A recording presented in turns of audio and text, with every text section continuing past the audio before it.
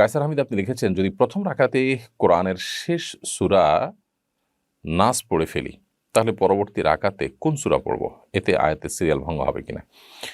নামাজের মধ্যে আয়াত এবং সূরার সিরিয়াল লক্ষ্য করা দরকার। অর্থাৎ কোরআনের ডান দিক থেকে পড়ে আস্তে আস্তে আমরা আস্তে আস্তে আস্তে বামে যাব।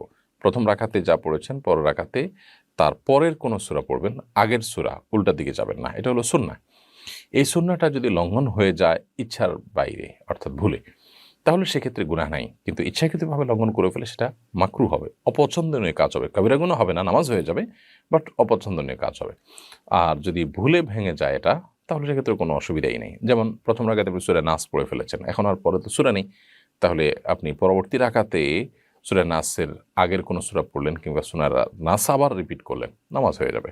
বাট আপনার ইচ্ছাকৃতভাবে সূরা নাস প্রথম রাকাতে পড়া উচিত না, কারণ হলো পরের রাকাতে আপনি পড়ার জন্য কোনো সূরা থাকছে না পরবর্তীতে। এরকম ভুলে হয়ে গেলে ইনশাআল্লাহ নামাজ হয়ে যাবে, কোনো অসুবিধা নেই।